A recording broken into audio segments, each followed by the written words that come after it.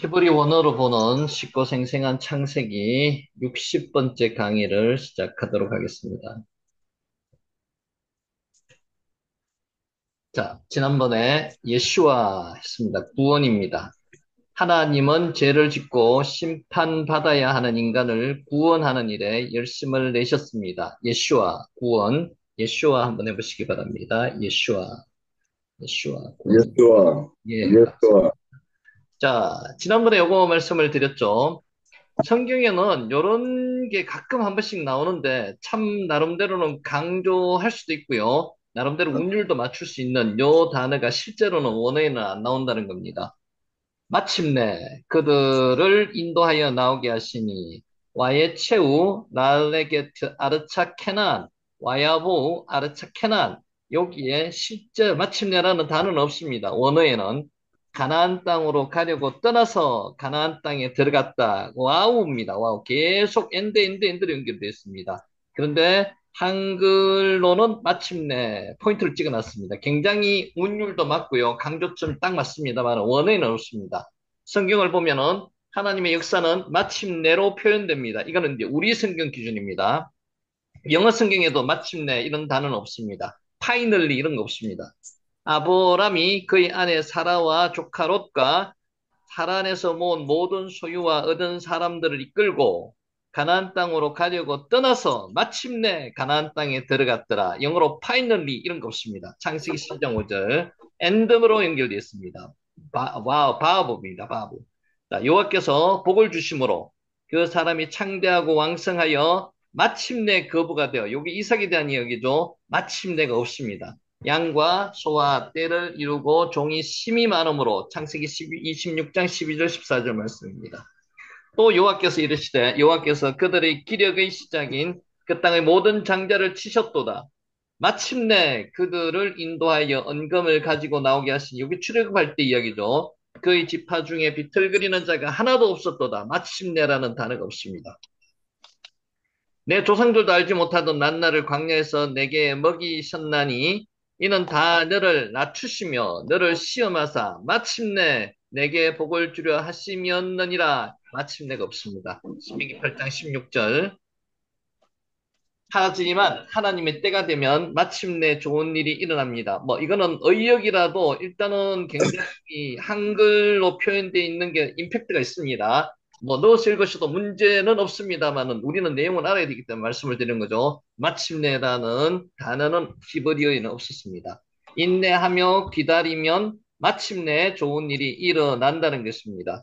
우리가 좋으신 하나님을 믿고 인내하며 기다리면 하나님은 가장 좋은 때 가장 좋은 방법으로, 가장 좋은 것으로 우리에게 응답하신다는 내용에 대해서 일단 말씀을 드렸고요. 요거 이제 아셔야 될 게 마침내는 없다. 요 기록을 한번 해 놓으시면 좋을 것 같습니다.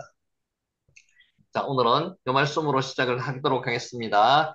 하나님 너희 아버지께서 아시느니라. 우리 아버지 되시는 하나님은 모든 것을 아십니다. 이스라엘 자손들이 출애굽하여 광야에서 생활하게 되었습니다. 미드바레에서 생활하게 되었습니다. 자, 오늘은 때아가 염려, 근심, 걱정에 대해서 요 단어에 대해서 집중적으로 말씀을 드릴 겁니다. 잠언 13장 25절 말씀입니다. 때아가 한번 해보시기 바랍니다. 때아가 네, 염려, 근심, 야가 때아가. 자, 광야에는 마실 물도 없고요. 먹을 것이 전혀 없었습니다. 그래서 광야는 nothing이라고 영어로 표현합니다. 아무것도 없습니다. 오직 하나님의 말씀만이 계시는 곳이 광야입니다. 불안해진 이스라엘 자손들은 모세를 향해서 원망하며 불평했습니다. 원망, 불평. 모세는 하나님이 지시대로 이스라엘 자손들을 광야로 인도했을 뿐 아무 대책이 없었습니다. 사실 모세는 하나님의 명령대로 따랐을 뿐입니다. 대책이 모세한테 있을 리가 없습니다.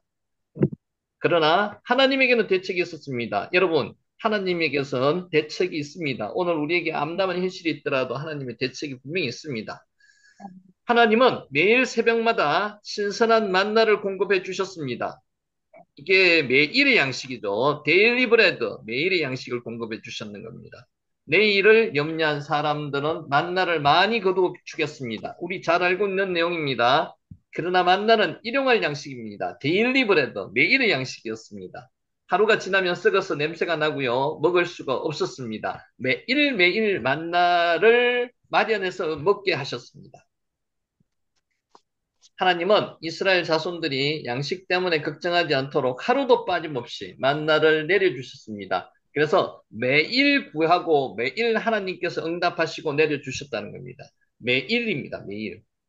만나가 주는 교훈은 하나님을 믿고 내일을 염려하지 말고 오늘 하루를 살라는 것입니다. 때아가 염려 근심하지 말아라는 겁니다. 예수님은 이에 대해서 친히 말씀하셨습니다. 내일 일을 위하여 염려하지 말라. 근데 이게 사실 실제로 잘 되지 않죠, 그죠? 내일 일을 내일 염려해야 되는데 우리는 염려, 걱정, 불안이 앞선다는 거죠. 그래서 365번 하나님께서는 두려워하지 말라고 말씀을 하셨고요. 염려하지 말라고 말씀을 하시는데 이게 잘 안 됩니다. 그래서 오늘 다시 말씀하시는 거죠. 내일 일은 내일이 염려할 것이요. 한날의 괴로움은 그날로 족하니라. 마태복음 6장 34절입니다. 여러분 내일이 있다고 확신을 하십니까? 아무도 확신할 수 있는 사람은 없습니다. 그래서 오늘 일은 오늘로 족하다는 겁니다. 내일 걱정을 오늘 땡겨서 하지 말라는 겁니다. 어느 심리학자는 염려를 가리켜서 느린 형태의 자살이라고 있습니다. 자살이 영어로 suicide입니다. 스스로를 죽이는 게 자살입니다. 그래서 사살은 살인입니다. 염려를 자살이라고 말했습니다. 염려하고 걱정할 때 가장 치명적인 영향을 받는 것이 위장입니다. 맨 처음에 뭐가 옵니까? 위험. 위험이 좀 지났지만 위궤양, 그리고 위암으로 발전되는 거죠. 위에 영향을 가장 많이 미친다는 겁니다. 염려와 걱정에 사로잡히면 거의 위장병이 생깁니다. 스트레스죠. 그뿐 아니라 심장이 뛰고요, 머리가 아프고요, 잠도 오지 않습니다. 염려 때문에. 염려가 뭐라고요? 떼아가입니다. 염려는 모든 병의 근원입니다. 지나친 염려는 생명까지 단축시킵니다. 떼아가. 염려는 우리의 시선을 흐리게 만들고요. 현실을 제대로 보지 못하게 만드는 것이 염려입니다. 떼아가 한번 해보세요. 떼아가. 대화가 염려는 영적으로 무력증을 일으키고요. 영적 감각을 잃게도 만듭니다. 떼아가. 내일에 대한 염려는 흔들의자와 같습니다. 이 염려 정확한 적당한 것 같습니다. 한번 보세요. 흔들의자에 앉아서 열심히 흔들어 보시기 바랍니다. 그러면은요, 아무리 흔들어도 흔들의자가 앞으로 나가지 않습니다. 제자리입니다. 아무리 염려를 해도 제자리일 뿐 한 발자국도 나가지 못합니다. 염려에서는 염려로 끝나버립니다. 염려는 염려에서 끝나버릴 수밖에 없습니다. 항상 그 자리에 있습니다. 그런 거는 하지 말아야 된다는 거죠. 때아가. 내일은 우리의 시간이 아닙니다. 내일은 하나님의 시간입니다. 우리의 시간이 아닙니다. 지금 주어진 시간만이 내 시간입니다. 그래서 지금 주어진 시간이 하나님의 선물입니다. 그 시간을 하나님께 주신 선물을 감사하면서 지내야 된다는 거죠. 어제 일로 오늘을 괴롭히지 말고요. 내일 일로 오늘을 피곤하게 하지 말아야 한다는 겁니다. 때아가 염려, 근심, 걱정하지 마시라는 겁니다. 성경은 말씀하고 있습니다. 너는 내일 일을 자랑하지 말라. 하루 동안에 무슨 일이 일어날는지 내가 알 수 없음이니라. 잠언 27장 1절 말씀입니다. 내일을 염려할 것이 아니고요. 자랑할 것도 아닙니다. 때아가. 이스라엘 자손들의 광야 생활은 이 세상에서의 삶을 상징하고 있습니다. 가나안 땅은 천국을 상징합니다. 하나님은 이스라엘 자손들이 가나안 땅에 들어가서 농사지어 양식을 마련할 때까지 매일 만나를, 매일이 중요합니다. 매일 데일리브레도 매일 공급해 주셨습니다. 만나를 주시던 하나님이 우리에게 원하시는 삶은 무엇일까요? 한번 생각해 보시기 바랍니다. 하나님께서 우리에게 원하시는 삶이 하나님을 믿고 오늘 하루를 잘 살라는 겁니다. 오늘 하루를 잘 살라는 겁니다. 내일 염려하지 마시라는 겁니다. 하나님은 이스라엘 자손들에게 뿐만 아니라 오늘 우리 모두에게 신실하십니다. 하나님의 신실하심을 믿고 오늘에 집중하시라는 겁니다. 오늘의 은혜를 누리며 살아야 한다는 겁니다. 오늘 감사하시라는 겁니다. 오늘 하루를 잘 살면요. 어제는 아름다운 추억이 되고요. 내일은 희망이 된다는 것입니다. 염려하지 마시라는 겁니다. 떼아가 하지 마시라는 거예요. 사람들은 행여나 하나님이 나의 사정을 모르실까 염려하고 걱정합니다. 이것도 염려 걱정입니다. 하나님은 야다 모든 것을 우리에 대해서 알고 계십니다. 그런 걱정을 안 하셔도 된다는 것입니다. 하나님은 우리가 구하지 않아도 우리의 필요를 알고 계시는 분입니다. 때아가. 이에 대해서 예수님은 말씀하셨습니다. 또 기도할 때에 이방인과 같이 중언부언하지 말라. 그들은 말을 많이 하여야 들으실 줄 생각하느니라. 그러므로 그들을 본받지 말라고 말씀하시는 겁니다. 구하기 전에 너희에게 있어야 할 것을 하나님이 너희 아버지께서 먼저 하신다는 겁니다. 그러므로 너희는 이렇게 기도하라. 하늘에 계신 우리 아버지여, 이름이 거룩히 여김을 받으시오며 나라가 임하시오며 뜻이 하늘에서 이루어진 것 같이 땅에서도 이루어지이다. 오늘 우리에게 일용할 양식을 주시옵고 데일리 브레드, 우리가 우리에게 죄 지은 자를 사하여 준 것 같이 우리 죄를 사하여 주시옵고 다만 악에서 구하시옵소서. 나라와 근세와 영광이 아버지께 영원히 있사옵나이다. 여러분, 요 주기도문요 굉장히 파워풀합니다. 기도 안 될 때 주기도문만 계속 반복해 보시기 바랍니다. 상당히 파워풀합니다. 능력이 있습니다. 힘이 있습니다. 하나님은 우리에게 필요한 것이 무엇인지 다 알고 계십니다. 아시죠? 야다. 알고 계신다는 것은 책임져 주신다는 뜻입니다. 책임져 주시지만 우리는 기도하기를 기다리시는 거죠. 하나님이 우리를 책임져 주시는 방법은 하루하루 공급해 주시는 겁니다. 어제는 책임져 주셨다고 오늘은 책임 안 주시고 하는 분도 아니기 때문에 우리는 매일 양식을 구해야 합니다. 이것은 우리로 하여금 날마다 하나님을 의지하며 살도록 하려는 것입니다. 때가 염려하지 말라는 겁니다. 그러므로 우리는 내일 일은 하나님께 맡기고요. 일용할 양식을 구하면 됩니다. 오늘 하루를 잘 살고 하나님이 내일을 오늘로 허락하시면 내일을 오늘로 허락하시면 또다시 하루를 잘 살면 됩니다. 이게 하나님께서 우리에게 말씀하시는 방법입니다. 이런 삶을 살아가는 겁니다. 그러면 이스라엘 자손들이 하루하루 만나를 먹으며 광야 생활을 마친 것 같이 우리도 광야와 같은 인생길을 다 달리고 하나님 나라에 들어갈 수 있다는 겁니다. 자, 말씀을 끝맺으려 합니다. 때아가 염려 한번 해보시기 바랍니다. 염려, 때아가입니다. 때아가, 때아가, 때아가, 때아가. 네, 때아가. 자, 간단하게 복습하고 넘어갑니다. 오늘 창세기 11장을 마치려고 합니다. 마쳐보겠습니다. 자, 2절. 예, 그들이 동방으로 옮기다가, 여기서 동방이 케뎀이라고 그랬습니다. 동방. 밑케뎀은 동쪽으로부터 두 가지 의미가 있다 그랬습니다. 방법, 그러니까 방향의 동쪽인 편도 있고요. 시간적인 면도 있다고 얘기했습니다. 그래서 인간은 항상 동쪽, 기준이 에덴입니다. 에덴이 동쪽으로부터 자라나기 시작했습니다. 도망가기 시작했다는 거죠. 아담과 하와가 에덴의 동쪽으로 쫓겨났고요. 가인이 에덴의 동쪽으로 갔고요. 사람들은 계속 에덴의 동쪽으로 가고 있습니다. 그게 공간적인 동쪽이라는 의미되고요. 그리고 시간적인 의미는 태고로부터 동쪽으로 계속 가고 있다는 의미 두 가지로 말씀드렸고요. 나사가 중요한 단어라고 말씀드렸죠. 민수기 33장에 나사가 42번 나온다고 말씀드렸습니다. 말뚝을 뽑는다, 이동하다는 뜻입니다. 케뎀 한번 해보세요. 케뎀이 동쪽, 헤덴, 태고를 이야기하기도 합니다. 케뎀. 이제 이렇게 반복되는 단어는 머릿속에서만 있는 게 아니고 입으로 익히시고요. 당연히 성경책에 적혀 있어야 되겠죠. 꼭 적어 놓으시기 바랍니다. 그래서 외워오른다고 생각하지 마시고 지금은 적는 작업을 하신다고 생각을 하세요. 2절 그들이 동방으로 옮기다가 다시 평지를 만나 거기 거류하며 여기서 만나도 그냥 우연히 찾다 보니까 왔다 갔다 하다 보니까 이 길을 만났다는 이런 개념이 아니고요. 찾았다는 겁니다. 발견했다는 겁니다. 발견했다는 겁니다. 시날 평지를 발견해서 거기 거류하며 요거 중요한 단어입니다. 야샤브가 안다는 뜻이죠. 이 거류하면은 잠시 있다가 떠나는 게 거류하면 이야기하는 게 아니에요. 정확한 번역은 정착하며 안주한다는 뜻입니다. 하나님은 거류하기를 원하셨는데요. 인간은 여기서 정착하기를 원했다는 이 뜻을 이야기하는데 실제로 한글에 거류하면은요. 잠시 있다가 떠나는 걸 이야기하는 겁니다. 그래서 요 단어는 바뀌어야 될 것 같습니다. 정착하며 안주하며 단어입니다. 야샤브, 앉다 거주하며입니다. 앉다 거주하며. 야사브 한번 해볼게요. 야샤브. 야샤브, 야샤브. 앉다는 뜻입니다.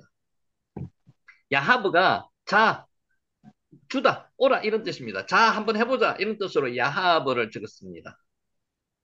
자, 3절 서로 말하되 벽돌을 만들고 견고히 굽자하고 이에 벽돌로 돌을 대신하며 역충으로 진흙을 대신하고 여기서 벽돌을 만들다는 뜻이 나반입니다. 나반이 흰 흙을 이야기했는데 여기서 이제 흰 흙으로 만든 벽돌을 만들었기 때문에 벽돌을 만들다는 뜻이 되었습니다. 나반 벽돌을 만들다는 뜻이고요. 벽돌이 레벤이 복수죠. 벽돌들이 되었다는 거죠.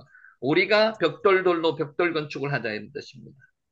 라반, 벽돌을 만들다. 라반 한번 해보세요. 라반. 요 라반, 묻이, 라반, 라반이 누구죠? 라반이, 라반, 이브가 오빠 라바죠. 라반. 레베나, 벽돌입니다. 여기 복수가 레베님이죠. 레베나, 레베나, 해마르가 뭐죠? 해마르, 엠마, 역청입니다. 역청. 역청으로 접착제 역할을 시켜서 벽돌과 벽돌 사이에 놓았다는 거죠. 해마르, 역청입니다. 아스팔트 이야기하는 겁니다. 해마르. 자, 뒤로 넘어갑니다. 자, 성읍과 탑을 건설하다고 이야기했는데, 성이 이르이고요. 탑이 미귿달입니다. 탑과 성을 쌓다는 건데, 여기서 중요한 것은 탑의 강조점이 있습니다. 성보다는 탑의 강조점이 있다는 거고요. 미귿달 한번 해보세요. 탑입니다. 탑. 미귿달. 미그달, 미그달, 미귿달. 탑입니다. 요 단어는 처음 나온 단어 같아요. 미귿달. 미귿달, 미귿달. 자, 그리고 그 탑 꼭대기를 하늘에 닿게 하여, 요 재미있는 표현이라고 말씀을 드렸죠. 실제로 원문으로 보면은 그 꼭대기가 하늘 안에 두자는 겁니다. 꼭대기를. 이게 무슨 뜻입니까? 하늘까지 꼭대기를 높이 쌓자는 뜻입니다. 이게 가능합니까? 지금 우리가 인간이 가장 높은 건물 해봐야 130층, 134층인데, 130층, 140층인데, 실제로 하늘에 닿기가 불가능합니다. 근데 이들이 건물을 지을 때 벽돌을 발견했다는 그것으로 인해서 하늘에까지 벽돌로 탑을 쌓자는 이런 교만한 생각을 가졌다는 거죠. 이게 말도 되지 않는다는 거죠. 인간의 생각이 이만큼 교만하다는 뜻입니다. 원어 뜻 한번 볼게요. 외로서 아사마임. 이게 무슨 뜻인가 하면요. 그것의 꼭대기 그 하늘들 안에 있게 하겠다는 그런 뜻입니다. 이해되시죠? 넘어갑니다. 로시가 머리, 꼭대기를 이야기하는 겁니다. 로시 한번 해보세요. 로시. 러시, 로시, 로시. 로시, 베르시트 할 때, 로시, 처음에 태초에 할 때 이 로시가 들어갑니다. 태초에 천지를 창조하시는 때 이 로시가 들어가는 거죠. 자, 사절. 우리 이름을 내고, 여기서 이름을 낸다는 뜻이 내고가 아싸, 만들다라고 말씀을 드렸습니다. 아싸, 우리 이름을 만들다. 그래서 실제로 벽돌에 이름을 새겼다고 이야기하는 학자도 있다는 거죠. 그리고 우리는 우리를 위해서 한 이름을 만들자. 아싸입니다. 아싸. 그리고요. 푸츠 나오는데 흩어짐을 면하자는 거죠. 펜, 나푸처. 펜이 부정을 이야기하는 겁니다. 나푸처가 산산조각 나게 하다. 산산조각 나다는 이런 뜻입니다. 그래서 흩어짐을 면하자는 게 펜, 나푸처입니다. 하나님은 땅에 편만하라고 말씀을 하셨는데 인간은 흩어짐을 면하자고 이야기하는 게 이게 하나님의 명령에 정반대 방향으로 나간다는 불순종이라는 거 말씀드렸고요. 푸치, 흩어지다는 뜻입니다. 푸치, 푸치, 흩어지다. 자, 5절 여호와께서 사람들이 건설하는 성읍과 탁을 보려고 내려오셨더라. 사람들이 건설하는 여기서 재미있는 표현이 이 사람이라는 단어가 아담입니다. 아담. 아담도 하아담이라는 단어를 썼습니다. 빼내 하아담. 하아담. 그 아담의 아들들이 건설하는 이런 뜻입니다. 그래서 아담의 죄성을 가진 사람들의 자손 이런 뜻입니다. 빠네 빠누 만들다는 뜻이고 쌓다는 뜻인데 빼내 하아담이라는 단어를 썼다고요. 노아라는 단어를 써도 상관이 없는데 아담이라는 단어를 쓰는 것은 아담의 죄성이 그대로 남아있는 그 자식들, 그 아들들이라는 뜻입니다. 뺀에 하아담, 그 아담의 아들들 이런 뜻으로 하아담, 뺀에 하아담을 썼고요. 자, 우리가 내려가서 하바 내레다, 내려다 자라는 뜻입니다. 하바 내려다 야라드 내려가다 강림하다는 뜻입니다. 하나님 삼일차 하나님께서 내려가서 직접 확인을 하시자 이런 뜻입니다. 자, 그래서 그들이 언어를 혼잡하게 하여 그들이 서로 알아듣지 못하게 하자. 언어를 혼잡하게 하자는 것입니다. 베나벨라, 빨랄 지난번에 설명을 드렸죠. 재물을 만들 때 고운 가루와 기름을 골고루 섞는 것을 빨랄이라고 그랬습니다. 빨랄에서 나온 게 혼잡하다, 바벨이 나왔다는 거죠. 빨랄, 혼잡하게 하다. 빨라, 레위기에 나오는 빨랄입니다. 빨랄. 빨라, 바벨, 혼잡하게 하셨습니다. 하나님께서는 바벨로 명칭을 하셨고요. 바벨탑을. 인간은 그때 뭘로 명칭을 했는가 하면 신의 문이라는 명칭을 달았습니다. 신의 문이 카딘 기르키. 이것을 바벨탑을 통해서 신과 오고하는 문이라는 뜻으로 신으로 들어갈 수 있는 문, 신이 왔다 갔다 하는 문, 내가 신에게 갈 수 있는 문이라는 뜻입니다. 신의 문. 그래서 정반대의 이름을 가지고 시작했다는 겁니다. 그래서 이 신의 문이라는 이 바벨 탑을 하나님께서 뭘로 만드셨다고요? 뭘로 명칭하셨다고요? 바벨, 혼란케 하셨다는 바벨로 바벨, 명칭하셨다. 바벨. 자, 빨랄, 빨벨, 바벨이 되는 겁니다. 빨랄이 뭐라 그랬죠? 빨랄. 기름과 고운 가루를 섞는 게 빨랄이라 그랬고요. 여기서 하나 더 변형되는 게 빨벨이고요. 빨벨에서 바벨, 혼란. 요게 바벨입니다. 바벨. 쌈은 그때 거기라는 뜻이고요. 땅. 자, 이제 여기서부터 시작합니다. 10절. 셈의 족보는 이러하니라. 셈은 100세, 곧 홍수 후 2년에 아드박삿을 낳았고, 누차 말씀을 드렸는데 창세기에는 족보가 인간의 족보가 10개 나옵니다. 10개의 텔레도트가 나오고요. 하나는 천지창조, 천지에 대한 족보가 나옵니다. 그래서 총 11개인데 족보가 몇 개 나오는가 하면 10개라고 보시면 맞습니다. 인간에 대한 족보는, 사람에 대한 족보는 10개가 나옵니다. 셈의 족보는 톨레도트 셈. 자, 본절부터 26절까지 10장 21절에서 31절까지 이야기한 바 있는 셈의 족보를 다시 한번 언급하고 있습니다. 자, 지면이 없는데도 왜 이렇게 두 번이나 언급하고 있을까요? 불필요한 언급이 절대로 아니라는 거죠. 셈이라는 뜻은 명성, 이름이라는 뜻입니다. 셈, 알죠? 셈, 이름이라는 뜻입니다. 명성이라는 뜻도 있고요. 셈이 후속사에 있어서 그만큼 중요한 위치에 있다는 것을 나타내기 위해서 다시 한번 족보를 언급하는 겁니다. 셈의 족보를 언급하는 거죠. 자, 셈의 후손들이 어떤 인종이며 어느 곳을 중심으로 정착했는지 우리는 앞에서 살펴봤습니다. 자, 지금부터 셈의 후손 가운데 믿음의 조상이 누구죠? 아브라함이 등장합니다. 이제 아브라함으로 통해서 구속의 역사를 하나님께서 나타내시고자 하는 것을 지금 그, 그 아브라함을 나타내는 거죠. 그래서 9장 26절부터 예언된 바에 있는 셈의 하나님 여호와를 송축하리로다란 노아의 예언이 하나님의 정교하신 섭리 아래서 한 치의 오차도 없이 진행돼 가고 있음을 보여주는 것입니다. 지금은 아브라함으로 통해서 구속사를 나타내는 거고요. 출애굽기에는 한 민족으로 통해서 아브라함의 자손이 민족을 커졌죠. 민족의 구속사를 나타내는 거고요. 예수 그리스도께 오셔서는 전 인류에 대한 구속사를 나타내는 거예요. 그래서 구속사가 점점 더 커가고 있는 겁니다. 지금 아브라함으로 통해서 아브라함 가족의 구속사를 나타내고요. 출애굽기는 민족의 구속사, 예수님으로 통해서는 전 인류에 대한 구속사를 순차적으로 나타내시고 있는 겁니다. 11절 아르박삿을 낳은 후에 500년을 지내며 자녀를 낳았으며 누가요? 셈이. 아르박삿은 셈의 몇째 아들입니까? 세 번째 아들입니다. 셈의 5아들 가운데 셋째 아들로 추정하는 게 아르박삿입니다. 아르파크샤트라고 읽혀집니다. 아르파크샤트 읽혀지죠? 아르파크샤트, 아르파크샤드라고 읽혀집니다. 자, 요 그림 잠시 보이시는지 한번 볼게요. 셈의 아들이 엘람이고요. 아수르고요. 아르박삿이 세 번째 아들이고요. 루시고 아람입니다. 아르박삿의 아들 중에서 셀락이고요. 그 다음 아들이 에벨이고요. 에벨의 아들이 벨렉이고요. 쭉 우측으로 넘어와서 로우, 서루, 나홀, 데라, 아브라함. 이렇게 지금 계보가 이어지는 겁니다. 자, 다시 한번 볼게요. 아르박삿. 아르박사스에서 셀라, 에벨, 벨렉, 로우, 스룩, 나홀, 데라, 아브람. 요 계속 몇 번 나올 겁니다. 자, 셈의 5째 아들 중에서 셋째로 추정되는 아르박사스의 이름의 뜻이 영역이랍니다. 영역. 자, 그 후에 후손들은 아수르 북쪽 호수와 우루미아 호수 사이의 자바 지역에 정착하였을 것으로 추정합니다. 아르박사. 우리가 위치 한번 봤습니다. 위치. 아르박사선 35세에 누구를 낳았다고요? 아르박사시 셀라를 낳았습니다. 셀라는 셀라흐, 보내다 이런 뜻이죠. 셀라흐, 보내다, 펴다가 샬라입니다. 샬라흐 이렇게 나왔죠. 샬라. 확장하다는 뜻도 있습니다. 자, 셀라의 시대에 이르러 셈족이 여러 지역으로 퍼져나갔습니다. 그래서 셀라 확장이라는 뜻도 있고요. 보내다 뜻도 있고 확장이라는 뜻도 있고 퍼졌다는 거죠.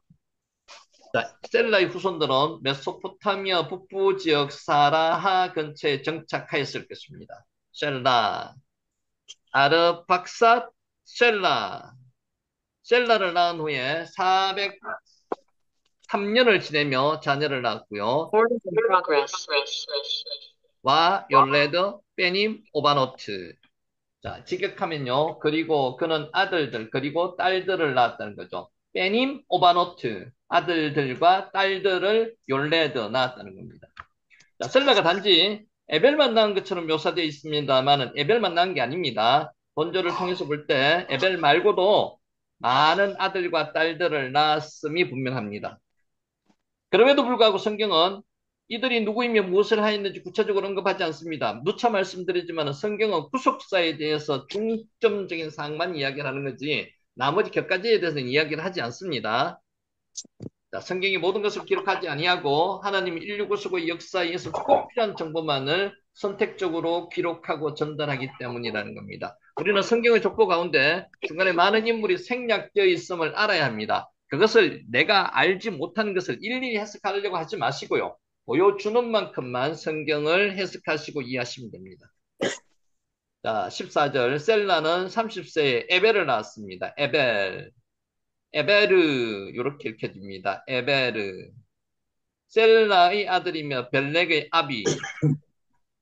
자, 셈은 에벨 온 자손의 조상이오라고 기록되어 있습니다. 창세기 10장 21절에 본장의 족보가 단순히 인류 역사의 단일성을 밝히기 위한 목적만을 가진 것은 아닙니다. 본 족보는 하나님이 진행하는 역사는 구속의 역사임을 보여주기 위해서 기록된 겁니다. 지금 하나님께서 역사를 구속사의 역사를 지금 계속 펼쳐나가시는 가운데 지금 요 족보가 나오는 거죠. 에베르가 건너다는 뜻이 있습니다. 에베르, 아바르에서 유래되었습니다. 건너온 자, 건너편이란 뜻을 가진 이버림, 히버리란 이름이 여기서 나왔다고 주장하는 학자들도 있습니다. 히버리, 에베르, 같은 어원에서 나왔다는 거죠. 그래서 에베르를 건너다는 뜻으로 해석을 해서 에베르, 건너온 자, 히버리 이런 의미로 해석하시는 분도 있습니다. 자, 에벨이란 이름은 아브라함이 유프라테스 강을 건너서 가나안으로 이주하기 이전에 그의 후손들이 유프라테스 강 건너편에 살았음을 암시하는 이름일 수도 있습니다. 그들이 그때 하란에서 살았죠. 하란에서 690km가 되는 거리를 유프라테스 강을 건너왔던 곧 당사자가 누구라고요? 에벨이라고 추정을 합니다. 에베르가 그래서 건너다는 뜻이 있다는 거죠. 히브리 민족의 이름이 여기서 에베르 여기서 나왔다고 추정을 합니다. 물론 다른 의미도 다 다르게 이야기하시는 분도 있습니다. 요거는 한 예로 들은 거고요. 요 그림 지난번에도 한번 나왔습니다. 자, 여기 보면은 노아가 언제 탄생했냐면요. BC 3058년에 탄생을 했습니다. 요 지도상으로 우리 단순하게 그냥 이것만 계산하면요. 아담이 탄생했을 때가 BC 4114년이라는 거고요. 노아가 3058년이라는 거고요. 그러니까 4000년대, 5000년대, 3000년대고요. BC 3000년대고요. BC 여기서 홍수가 언제 났는가 하면요. BC 2458년에 났습니다. 그리고 홍수 후에 노아가 언제 사망했는가 하면요. 이때 사망을 했다는 거죠. 아브라함 56세 때. 자, 그래서 여러분 단군 왕금이 언제 나라를 창설했다고 당군 조선이 언제 창설됐다고 기록 아십니까? BC 2333년입니다. 그러면 요 차이가 120년 정도밖에 차이가 나지 않습니다. 홍수 후 120년 후에 당군 왕금이 당군 왕금의 나라를 만들었다. 그런 식으로 해석을 하셔도 됩니다. 그런데 그거는 그냥 전설일 수도 있는 거고요. 정사일 수도 있는데 그거는 지금 우리가 확인할 수가 없습니다. 그러니까 우리나라 역사하고도 조금 비교해가지고 보시면은 조금 이해하기가 쉬울 겁니다. 자, 15절. 에벨을 낳은 후에 403년을 지내며 자녀를 낳았으며 지내며 와예히입니다. 여러분 와예히 기억하세요? 와예히.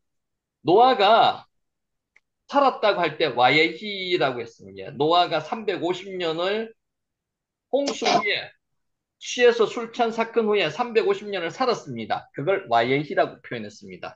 단순하게 그리고 그는 있었다. 그리고 그렇게 해석을 했습니다. 노아가 다른 거 안 했고요. 그냥 있었다는 겁니다. 와예히. 그래서 노아 인생이 후반에는 의미가 별로 없었다는 겁니다. 그냥 있었다는 겁니다. 와예히.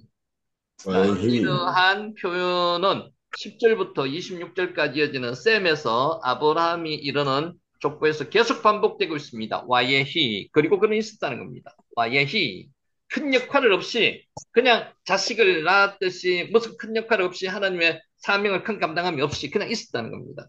이러한 표현은 족보를 기록하는 데 있어서 하나의 상투적인 표현이기는 합니다만은 범죄한 아담의 후손은 그 누구도 죽음으로부터 벗어날 수 없다는 사실을 옹변적으로 보여주고 있는 그런 내용이기도 합니다.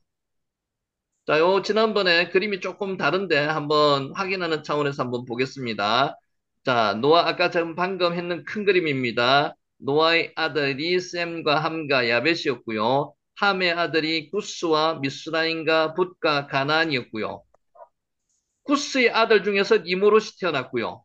미스라임의 아들 중에서 가슬루힘이라는 아들에서 블레셋이 나왔고요. 요 그림 기억하면 하시기 바라고요. 다시 한번 띄워놨으니까. 그리고 여기 셈과 함과 야벳의 자손이 분포도입니다. 요 그림도 지난번에 한번 말씀을 드렸는데 오늘 우리가 지금 누구를 하고 있습니까? 아르박삿에 대해서 하고 있습니다. 아르박삿. 셈의 셋째 아들 아르박삿에 대해서 이야기하고 있습니다. 요 분포하고 있는 요 지역입니다. 요 지역. 참고하시고요. 니무롯이 나온 게 누구의 후손이라고요? 함의 아들, 구스의 아들, 니무롯 이렇게 되고요. 가슬루임, 블레셋이 나왔는 게 함의 아들, 미스라임의 아들, 가슬루임 쪽에서 블레셋이 나왔고요. 자, 요거 셈의 자손 아까 했습니다. 셈은 엘람과 아슈르와 아르박삿과 룻과 아람 다섯 아들이 있었는데 셋째 아들이 아르박삿이고요. 아르박삿에게서 셀라가 나왔고요. 셀라에서 에벨이 태어났고요. 에벨에서 벨렉이 태어났고요. 여기서 러우와 수룩과 나홀과 데라와 아브라함이 태어났다. 요렇게 요 라인, 계보 라인을 꼭 기억하시기 바랍니다. 자, 요거에 대해서 다시 한번 이야기를 할 겁니다. 미리 보여드리는 겁니다. 셀라, 에벨, 벨렉, 러우, 스룩, 나홀, 데라. 아브라함의 아버지 이름이죠. 그래서 아브라함이 태어났습니다. 자, 요 그림도 한번 보시죠. 셈족 중에서 셈의 셋째 아들이 아르박삿입니다. 그 아들이 셀라고요. 그 아들이 에벨이고요. 에벨의 아들이 벨렉이고요. 벨렉의 아들이 러우, 스룩, 나홀, 데라, 아브라함. 왜 자꾸 반복하시는지 아시겠죠? 그만큼 중요하기 때문에 반복하는 겁니다. 아르박삿, 셀라, 에벨, 벨렉, 로우, 쭉쭉쭉 아브라함 이렇게 갑니다. 다시 한번 반복합니다. 셈의 아들이 5명이 있었습니다. 엘람과 아슈르와 아르박삿과 룻과 아람이 있었는데 셋째 아들이 아르박삿이고요. 아르박삿의 아들이 셀라이고요. 셀라의 아들이 벨렉이고요. 에벨이고요. 에벨의 아들이 벨렉이고요. 여기서 쭉 내려가서 아브라함이 태어났습니다. 요게 셈의 계보입니다. 아브라함까지 계보입니다. 자, 요 이름의 뜻을 한번 간단하게 보겠습니다. 셈은 명예라는 뜻도 있고 이름이라는 뜻도 있다고 말씀드렸죠. 셈, 명예, 이름.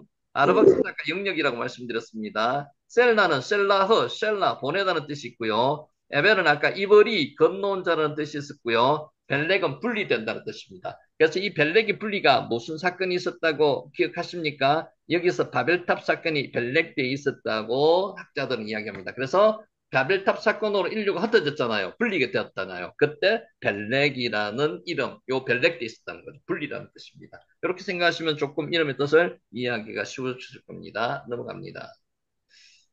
자, 16절 읽습니다. 에벨은 40세에 벨렉을 낳고, 이제 아까 쭉 우리가 몇 번 봤는 그 도표에 의해서 지금 기록한 텍스트 문서입니다. 벨렉을 낳고, 벨렉의 이름은 실제는 팔레그입니다. 한번 읽어보시겠습니까? 팔레그, 팔레그. 팔레그 할래, 읽어보시죠. 팔레그. 할래, 뭐라고요? 팔레그는 쪼개다, 할래, 나누다는 뜻입니다. 팔라그에서 나왔습니다. 팔레그. 누구라고요? 에벨의 아들이며 욕단의 형입니다. 욕단은 아직 정확한 정설은 아니지만 욕단이 동방으로 이동해서 단군 조선에 영향을 미쳤다고 이야기를 하는데 실제로 정상적으로 아직 학술적으로 밝혀지진 않았습니다. 그냥 참고로 아시고요. 자, 이어서 나오는 설명과 같이 그때 세상이 나누어졌기 때문에 이러한 이름이 붙여졌다. 파벨탑 사건이 그때 일어났다고 주장하는 겁니다. 한편 벨레그 후손들은 유프라테스 강과 카불라 강이 합류하는 팔가 지역에 거주한 것으로 추정이 됩니다. 발레그 한번 해보세요. 발레그, 벨렉입니다. 팔레그, 이때 팔레그, 나뉘어졌습니다. 팔레그. 쪼개어졌다는 거죠. 그래서 요거를 기억하시면은 바벨탑 사건이 요때라고 이해를 하시면 됩니다. 이게 뭐라고요? 팔라그입니다. 팔라그, 팔라그. 쪼개다. 쪽에, 자, 이제 이게 히브리어를 이렇게 좀 하시다 보면요. 이게 이것 같고 저게 저것 같고 막 헷갈리실 때가 옵니다. 괜찮습니다. 그때 헷갈리시는 단계가 한번 있어야 됩니다. 그래 헷갈리시는 경험하면서 이제 요 단어하고 조 단어가 구분이 되는 거지. 처음부터 막 명확하게 이것 저것 다 완전하게 구분하지 못하십니다. 그냥 계속 힘들더라도 그냥 한번 나아가 보세요. 그러면 하나님께서 분명히 구별하는 지혜를 주실 겁니다. 17절. 벨렉을 낳은 후에 430년을 지내며 자녀를 낳았으며 낳은 후에 아할의 홀리도 10절부터 26절까지 셈에서 아브라함이 이르는 족보에는 동일한 표현이 계속 반복되고 있습니다. 아할의 홀리도 이것도 운율이 있습니다. 아할의 홀리도 이러한 표현은 족보를 기억하는 데 있어서 하나의 상투적인 표현이라는 거죠. 아할의 홀리도 낳은 후에 있었다 이런 표현입니다. 이런 또한 모든 인간이 각 개인으로서는 인류의 시조 아담 이후에 물려받은 원죄. 실제로 아담으로부터 원죄가 있습니다. 저와 여러분도 같이 있습니다. 그리고 또 하나, 스스로 보면 자범죄도 있다는 거죠. 이 세상에서 수고의 떡을 먹으며 살아가다가 마침내 죄로 인해서 죽을 수밖에 없다는 겁니다. 인류 전체적인 차원에서 볼 때는 생육, 번성, 충만, 이 세 가지 단어, 노아를 향한 하나님의 축복, 9장 7절에 현실 가운데서도 꾸준히 성취돼 가고 있다는 것입니다. 죄로 인해서 죽을 수밖에 없는 인류지만은 그래도 하나님의 언약의 축복이 계속 진행돼 가고 있답니다. 생육, 번성, 충만, 생육, 번성, 충만, 생육, 번성, 충만, 파라, 라바, 말레. 말레, 기억하십니까? 파라, 네, 열매 맺는 게 나가, 파라. 열매 맺는 게 파라. 번성은 넘치는 겁니다. 번성. 물이 넘치는 것을 라바라고 이야기합니다. 라바. 그리고 말레는 빽빽하게 되다는 겁니다. 빽빽하게 되어서 더 이상 침범할 곳이 없는 게 말레입니다. 그래서 흩어져서 충만하라는 겁니다. 그게 말레입니다. 그래서 다시 한번 생육, 파라, 라바, 말레. 나가, 그 세 가지를 같이 연결해서 읽어 놓으시면 좋을 것 같습니다. 파라, 라바, 말레. 자, 제가 좀 이따가 한번 보여드릴게요. 한 세대는 가고 한 세대는 오되 땅은 영원히 있도다. 전도서 1장 4절 말씀입니다. 아하르 후예라는 뜻이고요. 야라드 야라드, 야라드 나타 야라드, 낳고 요 장에서는 계속 낳고입니다. 죽다는 없습니다. 무트가 죽고고요. 야라드가 나타는 뜻입니다. 두 개가 상반된 단어죠. 나타가 야라드고 무트는 죽다는 뜻입니다. 파라. 방금 했죠, 우리? 여기 뭐라고요? 생육하다는 뜻입니다. 열매 맺다는 뜻이거든요. 번성하다는 뜻도 있습니다. 파라. 나무에서 열매를 맺는 게 파라라고 이야기합니다. 이게 생육하다는 뜻이고요. 라바는 넘치다는 뜻입니다. 번성하다는 뜻입니다. 물이 넘치는 거, 라바입니다. 라바. 그리고 여기 뭐라고요? 말레. 말레, 빽빽하게 되다, 가득하게 되다가 말레입니다. 그래서 파라, 라바, 말레. 요거 기억하시는 거예요. 파라, 라바, 말레. 요 세 가지. 생육하고 번성하고 충만하라는 뜻입니다. 자, 18절. 벨렉은 30세 르우를 낳았습니다. 이제 우측으로 넘어와서 쭉 이렇게 나올 때 르우 나오죠. 르우. 벨렉이 흩어짐이라는 뜻이 벨렉이 르우를 낳았습니다. 르우는 친구라는 뜻의 레아 여기서 나왔다는 거죠. 친구, 이웃, 동포동으로 번역되는 레아. 야곱의 첫째부인 레아라고 보시면 됩니다. 요거 기억하세요. 레아. 친구라는 뜻입니다. 동일한 뜻을 갖는 이름입니다. 이 이름의 뜻으로 볼 때 아마도 그는 하나님과 동행하였으며 주변 사람들과도 화목한 생활을 하였던 것으로 추정이 됩니다. 그래서 레아라는 이름의 뜻을 가지고 있는 사람이 누구라고요? 르우입니다. 르우. 실제로 발음이 레우로 발음이 되는 거죠. 레우. 우리말로 르우로 발음이 되지만 레로 발음이 되는 거죠. 레우. 레아. 르우를 볼 때는 레아를 기억하세요. 자, 19절. 르우를 낳은 후에 209년을 지내며 자녀를 낳았으며 레우라고 이야기 드렸죠. 르우는 구약 성경에서 본장 18절, 19절, 20절과 또 역대상 25절만 나오나 구세주 예수 그리스도의 족보들을 밝히는 신약 성경에서 누가복음 3장 35절에도 나옵니다. 라가우라는 이름으로 등장합니다. 그러니까 요거는 이제 헬라어 발음으로 라가우라 했다는 거죠. 러우는 32세에 스룩을 낳았습니다. 러우 다음에 스룩입니다. 세루그 한번 읽어보실래요? 세루그로 읽혀지죠. 세루거. 세르고, 세루거. 포도나무 세르고, 싹이라는 뜻입니다. 포도나무 싹. 세르고, 자, 이제 이게 성경 읽을 때 이거 입을 자꾸 사용을 안 하시면 눈을 익히시면요. 이름 읽을 때 입이 이게 이제 자꾸 이렇게 머뭇머뭇해집니다. 입으로 발음을 자주 세르고, 해보셔야 됩니다. 세르고, 자, 세르고, 북메소포타미아에 있는 사루그 지역에 정착했을 것이라고 추정을 합니다. 스룩, 스룩, 세루그 읽힙니다. 세루그, 세르고. 세루그. 스룩은 세르고, 나홀의 아버지로 아브라함의 정조부입니다. 이렇게 글로 써내면 잘 이해가 안 갑니다. 그림을 보시면 바로 이해가 가고요. 스룩이란 이름은 구약 성경에서 본장 20절, 21절, 22절, 대상 2장 22절, 26절에 나온다고 말씀을 드렸습니다. 자, 신약 성경에서는 구세주 예수 그리스도의 족보를 밝히는 누가복음 3장 35절에 사룩이라는 이름으로 나옵니다. 사룩. 서룩은 30세에 나홀을 낳았고 이제 점점 가까워집니다. 나홀, 이렇게 주십니까? 나호. 저 철자 위에 히브리어 그 철자 위에 점이 하나 찍히면 오 발음이 나죠. 그래서 나호르를 읽힙니다. 나호르. 요거는 바보 위에 점이 찍히는 게 여기가 있네요. 나호르. 나홀, 나호르 뜻은 거친 숨, 콧김을 뿜으리는 나홀, 뜻입니다. 나홀은, 아브라함의 형제도 나홀이 있습니다. 그 나홀과는 이름은 같은데 사람 같지 않습니다. 같은 이름을 가진 자미지만 별개 인물입니다. 자, 23절 나홀을 낳은 후에 200년을 지내며 자녀를 낳았습니다. 나홀은 자, 스루그의 아들이며 데라의 아비고요. 아브라함의 조부인 나홀은 구약 성경에서 2절, 3절, 4절과 대상에도 나옵니다.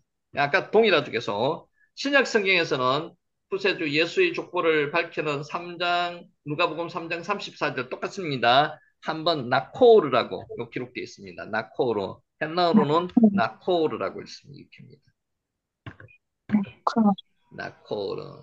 나홀은 29세에 데라를 낳았고요. 데라가 누굽니까? 아브라함의 아버지를 데라라고 이야기하죠. 여러분 데라 뜻 이야기를 몇 번 들었죠? 데라. 무슨 뜻입니까? 데라, 이주하다, 체류하다는 뜻도 있고 정치하다는 뜻도 있습니다.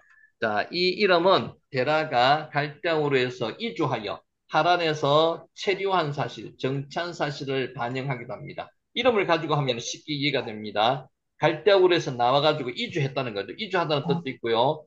하단까지는 잘 왔습니다. 하란에서 체류했습니다. 그래서 데라 이름은 이주하다, 체류하다, 정체하다는 뜻이 있습니다. 자, 데라는 갈대아우로에 머물 때 다른 신들, 이 지역은 달신을 섬기는 지역입니다. 달신을 비롯한 여러 우상을 섬겼을 것입니다. 여호수아서 24장 2절에 기록되어 있습니다. 하나님께서는 이와 같이 죄인의 가문에서 믿음의 조상 아브라함을 나게 하심으로 만백성을 구원하기 위한 당신의 뜻을 진행시키셨습니다. 우리도 마찬가지입니다. 우리는 죄인 아니었습니까? 우리도 죄인이었는데 하나님께 구원을 받아서 지금 하나님의 자녀가 된 것입니다. 아브라함도 마찬가지였다는 거예요.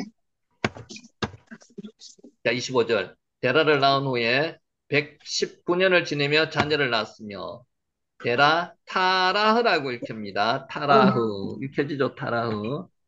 자, 나홀의 아들이고요. 데라는 믿음의 조상 아브라함의 아비인 데라는 구약 성경에서 아까처럼 같습니다. 요래 이렇게 나오고요. 자, 신약 성경에서는 예수의 족보를 밝히는 누가복음 3장 34절에 단 한 번 다라라고 읽혀집니다. 요거 헬라가 읽기가 더 쉽습니다. 히브리어보다는 그냥 영어 발음 나오는 대로 읽으신다고 보시면 됩니다. 다라라고 읽혀집니다. 다라. 나라, 데라는 70세에 아브라함을 낳았습니다. 자, 질문 하나 있습니다. 70세에 아브라함과 나홀과 하란을 낳았는데 70세에 세 명을 동시에 낳았습니까? 새 쌍둥이입니까? 그런 뜻은 아닙니다. 70세부터 낳았다는 이런 뜻입니다. 아브라함과 나홀과 하란은 새 쌍둥이라는 뜻은 아닙니다. 한글로는 잘못 읽으면 그렇게 읽혀집니다. 아브람은 구약 시대 후속사의 주역이 될 이스라엘 민족의 직계 조상이 누구라고요? 아브람. 실제는 아브람이고요. 아브라함이 창세기 17절에 이름이 개명됩니다. 아브라함으로. 자, 아브라함은 열국의 아버지라는 뜻이고요. 아브람은 존귀한 자, 존귀한 아버지라는 뜻입니다. 이름이 조금 틀립니다. 다릅니다. 이름이 바뀌기 시작한 게 언제 바뀌었다고요? 창세기 17장 5절. 원래 이름이 아브라함은 아비라는 뜻의 아브고 룸이라는 뜻의 높은, 존귀한 이런 뜻이 둘이 합성어입니다. 그래서 높은 아버지, 존귀한 아버지가 되는 거죠. 룸과 아브와 룸이 같이 연결돼 가지고 아브룸입니다. 여기 아브람이 되는 거고요. 아브람은 존귀한 아버지, 높은 아버지라는 뜻입니다. 자, 이름은 이 아브람, 존귀한 아버지, 열국의 아버지, 높은 아버지가 열국의 아버지란 이름이 아브라함으로 이름이 바뀌어졌다는 거죠. 아브람이란 이름 가운데서도 하나님으로부터 택함받은 위대한 민족의 조상이며 이스라엘 신앙의 인물로 추앙받게 될 역사적인 지위가 암시되어 있습니다. 존귀한 아버지, 높은 아버지, 이름 좋죠? 존귀한 아버지, 높은 아버지가 아브람. 여기서 창세기 17장 5절에 아브라함으로 이름이 바뀌었는데 여러분 요거 한번 보세요. 지난번에도 설명 한번 들었는데 요게 해라는 스펠링이거든요. 해. 요게 생명이라는 뜻입니다. 여기 지금 숨구멍이 나 있죠? 숨구멍이 나 있는 여기 창구멍이라고 이야기하기도 하는데요. 여기 막혀 있지 않고 뚫려 있습니다. 그래서 아브라함에 숨을 뜻하는 생명을 넣어줬습니다. 히브리 학자들이 이렇게 주장하시는 분이 있습니다. 숨을 주장하는 생명을 넣어주셨다는 거죠. 그래서 아브라함이 생명이 들어가서 이삭을 낳았다고 이렇게 해석하시는 분도 있습니다. 사라도 해가 여기 들어갔습니다. 그래서 이렇게 주장하시는 분의 이야기도 한번 참고를 하시기 바랍니다. 나호르 22절에 나오는 나홀과 이름은 동일하나 같은 사람은 아닙니다. 그 손자입니다. 형제인 하란의 딸 밀가 질려와 결혼했습니다. 질려와. 나홀은 형제 중에 막내였던 것 같습니다. 자, 히브리어로 보면은요, 누가 형인지 동생인지 나타나지 않습니다. 셈과 함과 야벳을 누가 제일 맏형이고 둘째고 셋째라고 구분이 정확하게 안 돼 있습니다. 학자에 따라서 조금 다르게도 해석을 합니다. 마찬가지입니다. 여기서도 아브라함이 먼저인지 나홀이 먼저인지 하란이 먼저인지 누가 형인지 동생인지 구분이 없습니다. 그래서 추정할 뿐입니다. 그래서 이렇게 적어놨는 거죠. 형제인 하란의 딸 밀가와 결혼한 것으로 보아서 나홀이 막내였을 것으로 추정합니다. 히브리어로는 누가 형이고 동생인가에 대해서 정확하게 구분할 수가 없습니다. 하란, 자, 5장 22절에서 아담의 족보가 노아의 세 아들의 이름을 밝히는 것으로 마감되는 것과 같이 본절도 10절부터 셈의 족보를 마감하면서 데라의 세 아들의 이름을 밝혔습니다. 그래서 데라의 세 아들의 이름은 아브람과 나홀과 하란이라는 거고요. 하란은 먼저 아버지보다 먼저 죽습니다. 하란의 아들이 누구라고요? 하란의 아들이 롯입니다. 롯. 그래서 아브라함이 롯을 자식처럼 여기면서 가나안 땅으로 데리고 들어왔던 겁니다. 요 족보도 유심히 한번 보시면서 그래야 성경이 읽혀집니다. 자, 한편 하란은 이름 뜻이 하르가 산이죠. 산을 의미합니다. 하르. 이르가 뭐죠? 여러분 아까 봤죠? 이르. 이르 뭔지 기억하시는 분 있습니까? 이르. 이르는 성입니다. 미끄달 나올 때 나왔죠. 성과 탑을 만들었다고 얘기할 때 이르 미끄달 나왔죠. 같이 구분하시면 됩니다. 하르가 산이고요. 이르가 성입니다. 하르 산에서 유래된 말로 산의 사람이라는 뜻입니다. 하란이 누구라고요? 산의 사람이라는 뜻입니다. 하란은 아비 데라보다 일찍 죽었으나 그의 딸 밀가가 자신의 동생 나홀과 결혼하여 이게 막 족보가 막 혼란스럽습니다. 그런데 도표를 보시면 쉽게 이해가 됩니다. 보드엘의 딸 리브가가 후에 아브라함의 아들 이삭과 결혼함으로써 하란은 아브라함의 혈통과 이중적인 관련을 맺게 되는 거죠. 하란은 아브라함의 동생이고 또 옆으로도 연결이 되어 있습니다. 조금 복잡합니다만은 뭐 구체적으로 연결이 안 시켜줘도 상관없습니다. 자, 요거 그림 한번 보세요. 아브라함이 누구랑 결혼했습니까? 사라랑 결혼했습니다. 아브라함의 이종 누이라고 보시면 맞고요. 여기 하란이 여기 아브라함의 동생으로 추정이 됩니다. 하란의 아들이 롯이고요. 롯의 하란의 딸이 밀가이고 이스가입니다. 요 밀가가 나홀과 결혼을 했다는 거죠. 요거 정도만 알고요. 넘어가겠습니다. 요거는 나중에 화면을 띄워서 한번 보시면 될 것 같고요. 복잡하시면 패스해도 상관없습니다. 자, 이제 앞에 나왔는 거 정리 한번 해보도록 하겠습니다. 하나님의 구속 역사는 한순간에 단절됨도 없습니다. 하나님께서 미리 예정하신 대로 그대로 구속사는 흘러갑니다. 성경을 살펴보면 여러 곳에서 사람들이 이름과 행적과 수명을 나열해 놓은 족보들을 발견할 수 있습니다. 창세기에서 이런 사람의 족보가 몇 개 나온다고? 10개 나옵니다. 10개. 자, 본문 역시 이러한 족보들 중에 하나입니다. 족보를 몰라 그랬죠? 아까 톨레도트, 얼핏 보기에 자칫 별 의미가 가치가 없는 무의명 이름의 나열 정도로만 인식하고 소홀하기 쉽습니다. 근데 여기에 은혜가 있다는 거죠. 분명한 것은 족보들 역시 하나님의 계시에서 기록된 하나님의 말씀이라는 겁니다. 그렇다면 하나님은 무엇 때문에 실제로 지면이 아깝습니다. 이 지면이 아까운 지면을 할애해가지고 이러한 족보를 일일이 기록했을까요?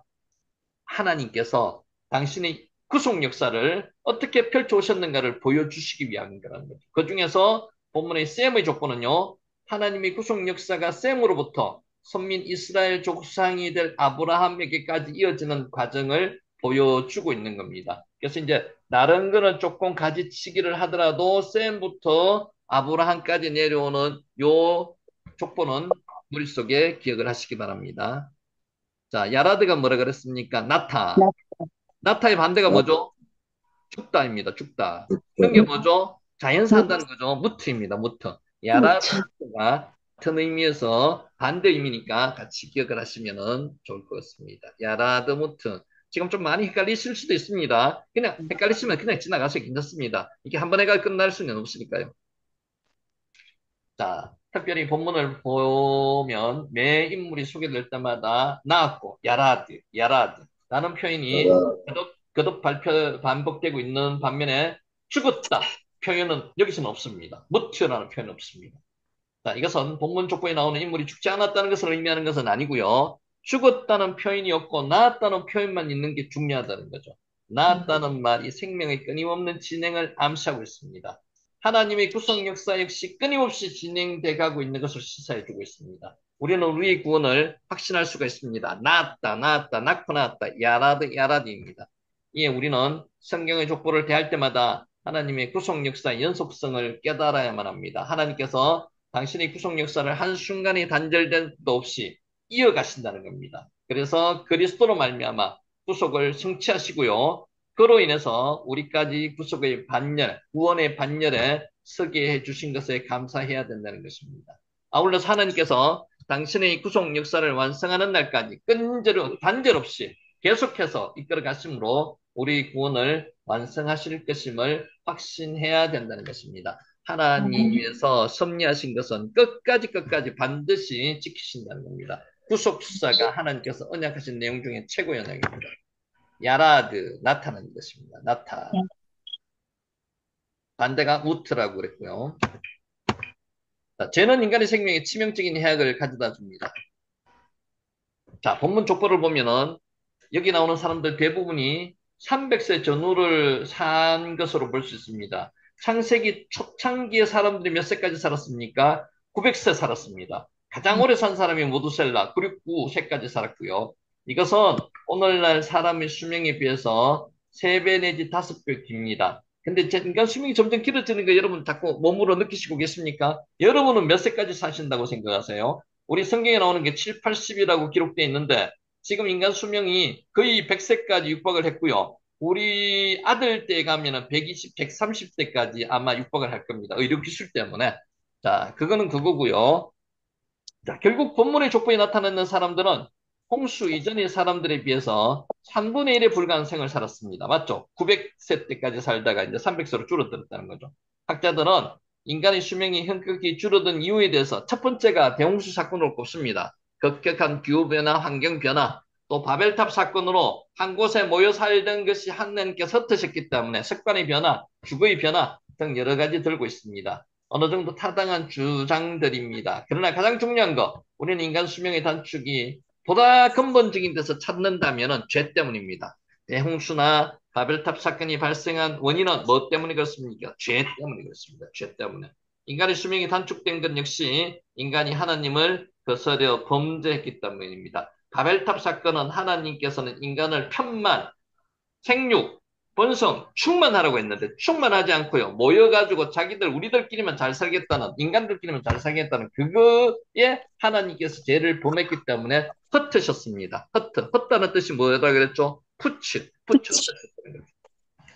자, 요게 뭐라고요? 팔라그, 쪼개다. 팔라그, 쪼개다. 요때 쪼개다는 이 사건이 무슨 사건이라고요? 이게 바벨탑 사건이라는 거죠. 바벨을 이야기하는 겁니다. 바벨. 벨. 자, 죄는 인간의 생명에 치명적인 해악을 가져다 준다는 것입니다. 이처럼 죄는 인간의 생명을 좀먹는 치명적인 해악성을 가지고 있습니다. 인간에게 죽음이 찾아온 것도 아담이 범죄한 까닭입니다. 선악과를 따먹었다는 거죠. 오늘날 인생들이 시편 기자의 고백대로 하면은 70, 80세밖에 살지 못하는 것도 죄 때문에 그렇습니다.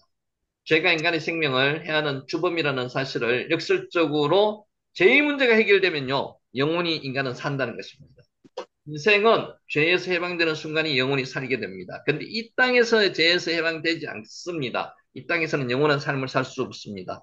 예수 그리스도께서는 십자가 대속을 통해서 믿는 자마다 죄에서 구원시켜 주셨습니다. 그리하여서 그리스도를 믿는 성도들은 영원한 생명을 얻게 되었습니다. 우리 성도들은 육체적으로는 이 땅에서는 죽습니다. 죄가 이 땅에 있기 때문에 영혼은 다시 살게 되었으며 육체적으로 죽는다 할지라도 주님이 다시 오시는 날 부활할 것이라는 겁니다. 죽음을 극복하고 영원히 죽지 않는 생명, 저 천국으로 영적 가난으로 들어가게 될 것이라는 겁니다. 탈라그, 이게라는 뜻입니다. 자, 데라의 족보는 이러하니라 27절입니다. 데라는 아브람과, 여기는 지금 아브람이 안 바뀌었습니다. 아브람과 나홀과 하란을 낳고 하란은 롯을 낳았으며 데라의 족보 톨레도트, 이제 톨레도트 우리가 계속했습니다. 톨레도 여기 족보라는 것은 이해하셔야 되고요. 테라흐, 톨레도 테라흐. 자, 인류 역사에 있어서 제2의 시조를 할 수 있는 노아의 아들 셈의 족보에서 중심인물인 아브라함에 대해서 상세하게 설명하기 위해서 본절부터 32절까지는 아브라함의 아버지 데라의 가계를 설명하고 있습니다. 앞에서 이제 그림으로 받는 거 다시 한번 설명하는 거죠. 가깝게는 구약 선민인 이스라엘 민족의 직계 조상이며 멀게는요, 이 땅의 구속사를 완성하기 위해 오실 그리스도의 혈통적 조상입니다.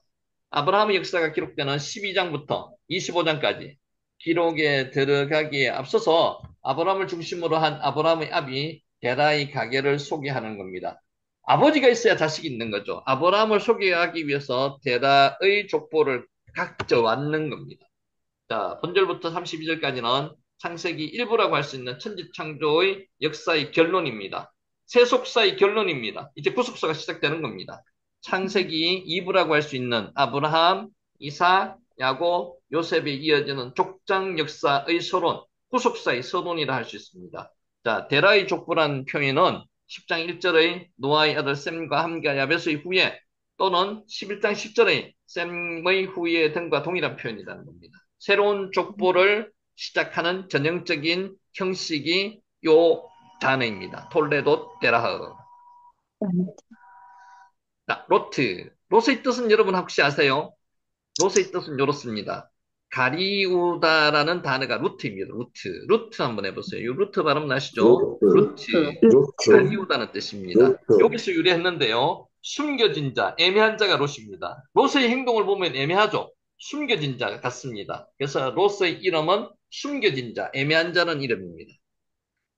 아브라함의 조카들이 여럿이 있었을 것이나 지금 성경에서는 롯밖에 안 나옵니다. 롯의 이름만을 특별히 밝히는 것은 롯이 후에 아브라함과 동행하며 가나안까지 같이 들어왔습니다.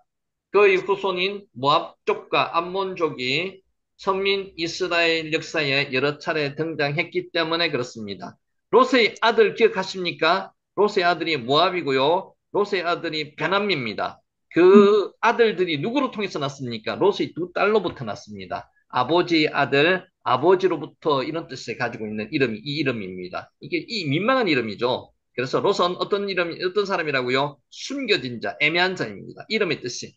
롯은 아브라함과 동행하여서 가나안으로는 들어왔습니다. 그러나 죄악의 도성 소돔 땅에 거하는 등 하나님을 숨기는 신앙으로서의 성숙한 삶을 살지 못했습니다. 양다리 걸치는 삶을 살았습니다. 애매한 자입니다. 롯이 이름의 뜻인 애매한 자, 숨겨진 자와 같이 하나님을 철저히 믿는 것이 아니라요. 세상과 짝하는 어정쩡한 신앙, 우리 신앙의 모습과 비슷한 면도 있습니다. 세상으로 어떤 때는 가고요. 어떤 때는 또 하나님 신앙으로 왔다 갔다 하는 신앙입니다. 이런 신앙이 되어서는 안 된다는 거죠. 애매한 자, 어정쩡한 자, 롯입니다. 롯. 자, 28절. 하라는 그 아비 데라보다 먼저 고향 갈대아 우르에서 죽었더라. 요 표현도 재밌습니다. 한번 보겠습니다. 그 아비 데라보다 먼저, 이게 이제 데라보다 먼저 시간적으로 먼저 죽었다는 의미도 있고요. 여기에 면전에서 죽었다는 얼굴 앞에서, 그러니까 보는 앞에서 죽었다는 의미도 있습니다. 해석하기 나라 따라 조금 차이가 있습니다. 알 페네 걔는, 테라흐 아비후. 요게 아니, 아비보다 먼저 시간적으로 먼저 죽었다는 의미로 성경은 기록하고 있는데 실제는 또 다른 의미로 기록하면은 아버지가 보는 앞에서 죽음을 당했다 이런 뜻도 있죠. 걔는, 하나는 성경에서 살해되어 죽은 아벨을 제외하고는 가인이 아벨을 죽였죠. 형이 동생을 죽였습니다. 아비보다 먼저 죽은 아들로서는 두 번째 기록되고 있습니다. 성경 기록상에는 물론 그런 사람들이 많았기 때문에 기록은 이 사람을 여기서는 두 번째 기록이라는 거죠. 그런데 본문에서 보다 먼저 번역된 알페네 란 의미가 있는 알과 얼굴이라는 의미가 있는 페네의 합성입니다. 알페네. 알페네는 한글 성경의 번역이 취한 바와 같이 시간적으로 앞선다는 의미도 있습니다. 시간적으로 먼저 죽었다 이런 의미 우리가 이제 잘 알고 있는 다른 한편으로는 얼굴 앞에서 면전에서 죽었다는 의미도 있다는 거죠. 자, 유대인의 전성에 따르면요. 후자와 같이 어떻게 번역을 이렇게 후자와 같이 했는 이유가 있습니다. 전설에 의하면 하란이 아비 데라는 우상 숭배자였고요. 그의 화신 숭배를 불신 숭배를 거절한 아들 하란을 니모롯에게 고소했고요. 누가요? 아버지가. 니모롯은 하란을 아비 데라가 보는 앞에서 불 속에 던져서 죽게 하였다. 이게 전성에서 나오는 겁니다. 유대인의 전성에서. 성경에서 나오지 않는 것은 그냥 참고용입니다. 한편 본문에서 하란의 죽음을 언급한 이유는 하란의 아들 롯이 아브라함과 동행하여 가나안까지 가게 된 까닭을 보여주기 위해서 나타내는 겁니다. 참고로 하시는데 성경에서 나타난 게 아니면 전부 다 그냥 무시해도 상관이 없습니다. 그래서 뜻은 두 가지 의미가 있다는 그 정도만 기억하시면 됩니다. 먼저 죽었다, 보는 얼굴 앞에서 죽었다. 근데 한글 성경에서는 먼저 죽었다는 의미로 기록하고 있습니다. 하라는 그의 아비 데라보다 먼저 고향 갈대아인의 울에서 죽었더라. 갈대아인의 우르가 우르 카스팀입니다. 우르라는 것이 불사르다는 뜻입니다. 밝다, 빛나다는 뜻입니다. 오르에서 나왔습니다. 여러분 오르 아시죠? 오르.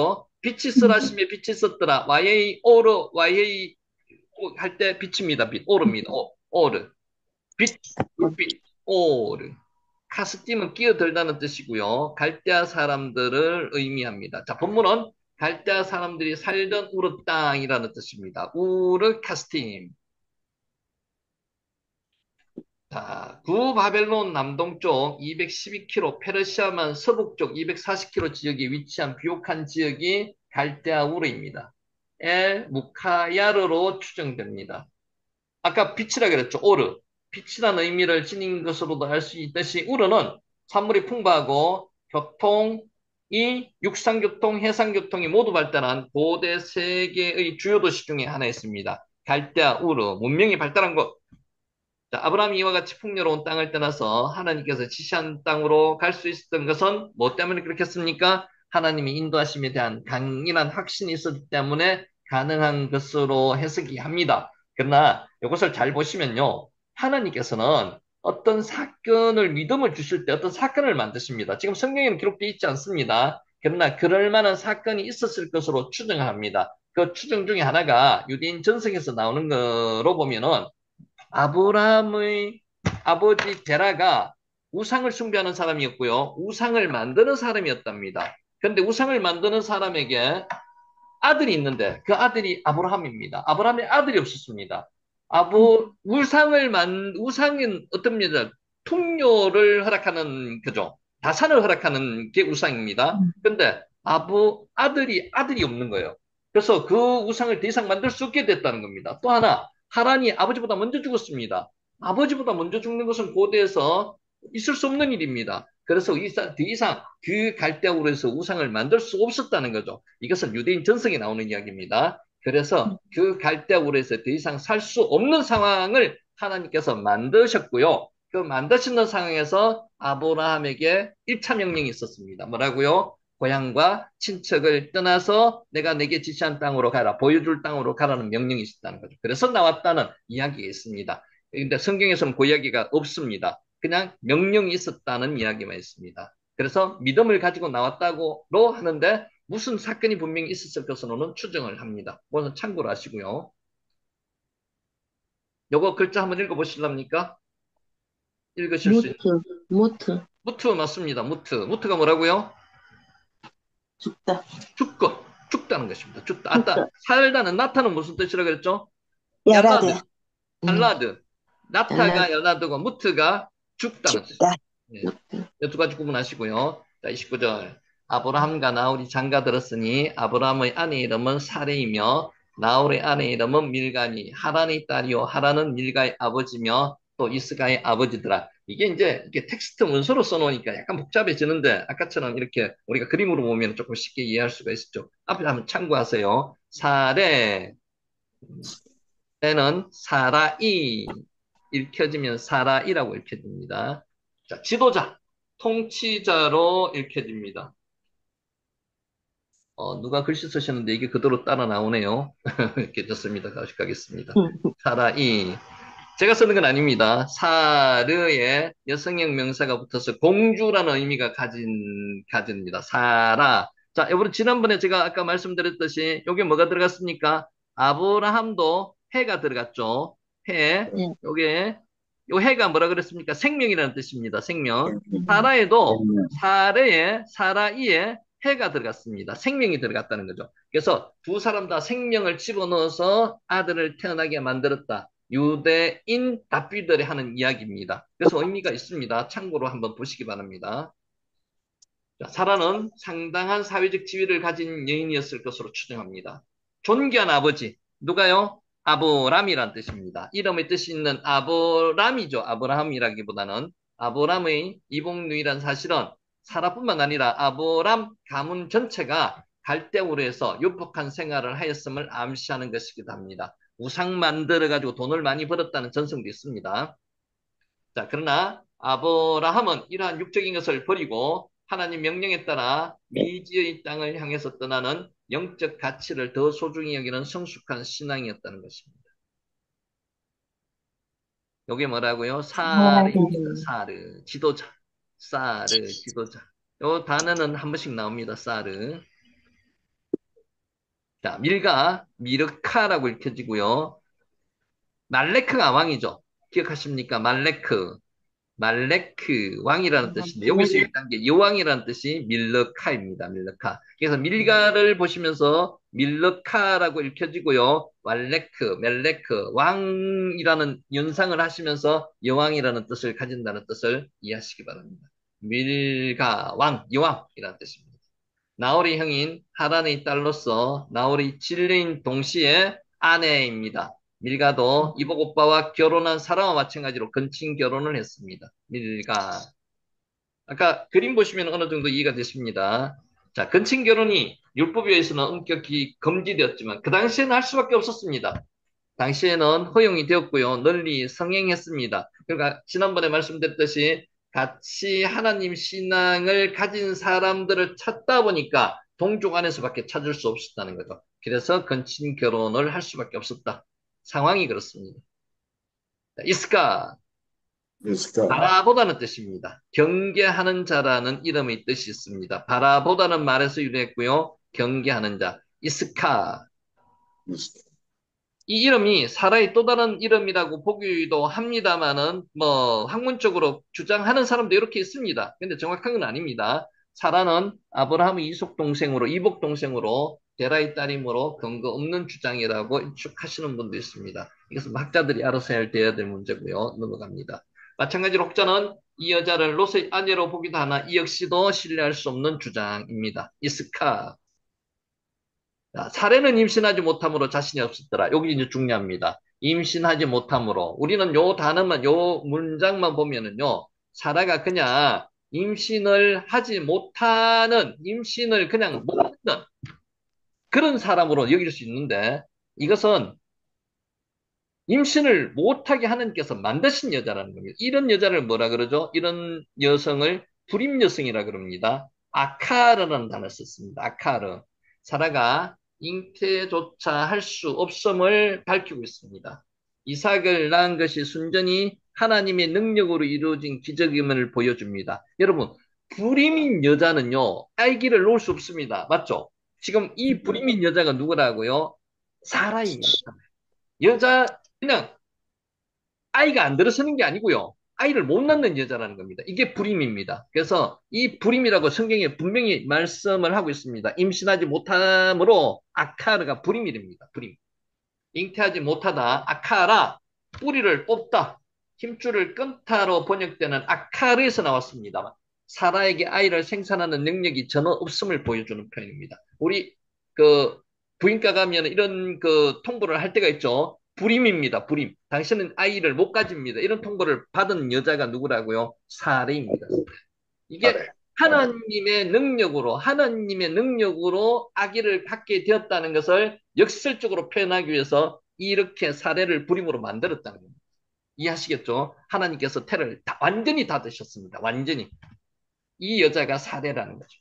이때 아브라함의 동생 나홀의 아내 밀가는 아기를 가졌을 것으로 추정이 되고요. 아기를 갖지 못하는 사례의 비참한 상황은 유에 있는 사람들은 다 아기를 가지는데 자기만 못 가지는 거예요. 정말 비참하죠. 그래서 어떻게 됐어요? 65세 때, 아브라함 75세 때 가나안으로 가라고 했는 하나님의 그 명령에 따라서 갈 바를 알지 못하지만은 가나안으로 들어오는 여인이 누구라고요? 사레이고요. 아브람입니다. 상황이 하나님께서 이런 상황을 미리 만들어 주셨다는 겁니다. 그런데 무작정 이렇게 따르지는 않았고요. 이 상황이 있었다는 겁니다. 사례가 뭐라고요? 임신하지 못함으로 꼭 기억하셔야 될게요. 아카를 기억하세요. 아카를. 아카라. 임신하지 못하는 불임입니다. 불임. 이게 뭐라고요? 아카르. 아까 아카르. 임신하지 못하는 불임입니다. 그러니까 한글로 보면 이게 잘 표시가 안 나는데 원어로 찾아보면요. 아카르 인터넷에 쳐보세요. 불임입니다. 아이를 갖지 못하는 녀석입니다. 자, 31절. 데라가 아들 아브람과 하란의 아들인 그의 손자 롯과 그의 며느리 아브람의 아내 사레를 데리고 갈대아에 있는 우르를 떠나서 가나안 땅으로 가고자 하더니 하란에 이르러 거기 구려하며 여기 질문 하나 있습니다. 창세기 12장 1절에 보면 뭐라고 기록되어 있는가 하면요. 너는 고향과 친척과 아버지 집을 떠나 내가 내게 보여줄 땅으로 가라. 이때 가나안 땅이라는 이야기 없었습니다. 여러분 아시죠? 자, 어느 게 맞겠습니까? 가나안 땅으로 가고자 하더니 하란이 내려 거기 거류하며 이게 학자들 간의 의견이 분분한데요. 실제로는 가나안 땅으로 하나님께서 처음에 이야기를 안 하셨다는 게 정설입니다. 창세기 12장 1절이 하나님께서 말씀하셨던 그 말씀이라고, 원본 말씀이라고 믿는 사람들이 많습니다. 저도 그렇게 믿습니다. 가나안 땅이라는 이야기가 없습니다. 자, 그렇게 보시고 한번 보세요. 자, 떠나 이르러 그리하며 요게 정말 이게 이제 엔드로 연결되는 겁니다. 와우 계수법으로 연결되는 겁니다. 당시 아브라함 일행이 정든 땅 갈대아우르를 단호하게 떠났습니다. 떠난 이유는 하나님께서 만들어 주셨을 것이라고 저는 믿고 있습니다. 였고 하란에 도착하였고요. 이제 가는 중에 하란에 잠시 베라가 정치하다 이런 뜻이잖아요. 잠시 정착지입니다. 잠시 멈추는 곳입니다. 정착하였으며 그 결과 그것의 거주지를 정하였던 일련의 과정을 점층적으로 묘사하고 있습니다. 떠났고 그리고 하란에 이르렀고 그리고 거기에 거류하였고 이런 뜻입니다. 이 일을 진행함에 있어서 주저함이 없었음을 보여주고 있습니다. 자, 실제로 데라도 마찬가지입니다. 하란에서 정착할 거라고 생각을 안 했습니다. 하나님께서 창세기 12장 1절에 말씀하셨는 것처럼 내가 내게 보여줄 땅으로 가기 위해서 떠났습니다. 갈대오르를. 그리고 하란에 잠시 멈추는 장소였습니다. 그런데 거기서 데라는 거기서 안주했습니다. 아브라함이 비록 갈 바를 알지 못했으나 각 단계 일을 추진함에 있어서 모두 하나님의 인도하심을 받았다는 것이고요. 아브라함 일행은 의심 없이 즉각적으로 순종했음을 암시하고 있습니다. 자, 요거를 보면은요, 와의 최후, 와야보우, 와의 셰부. 요렇게 보면은 이 거류가요. 이 거류라는 단어하고 안주라는 단어하고 차이가 있습니다. 거류는 잠시 있다가 떠나는 게 거류입니다. 안주라는 거는요, 계속 멈추는 겁니다. 그래서 여기는 안다는 때 와야샵으로 썼는데, 데라는 안주를 했습니다. 데라가 그 아들 아브라함과 하란의 아들인 그의 손자 롯과 그의 며느리 아브라함의 아내 사례를 데리고 갈대아 우른을 떠나, 지금 데라 기준입니다. 가나안 땅으로 가고자 하더니 하란에 이르러 여기까지 맞습니다. 거기에 거류하였으며, 거류한 게, 데라는 거류한 게 아닙니다. 원문에는 그대로 맞습니다. 와야세부, 안주했다는 겁니다. 여러분 이해하시죠? 아까도 앞에 나왔습니다. 앉았다는 겁니다. 대란은 하란을 거주지로 보지 않았고요. 거류지로 보지 않았고요. 안주할 장소로 안주했습니다. 그래서 원문은 맞는데 요것도 거류라는 단어 자체가 안주했다는 걸로 바뀌는 게 맞습니다. 앞에서 나왔기 때문에 다시 한번 말씀을 드리는 겁니다. 이해하시겠죠? 이제 야샤브가 앉다는 뜻입니다. 안주한다는 뜻입니다. 거류가 아닙니다. 거류는 잠시 있다가 가는 게 거류고요. 야차, 떠나다는 뜻이에요. 야차, 떠나서 보, 이러다는 뜻입니다. 떠나서 왔다는 겁니다.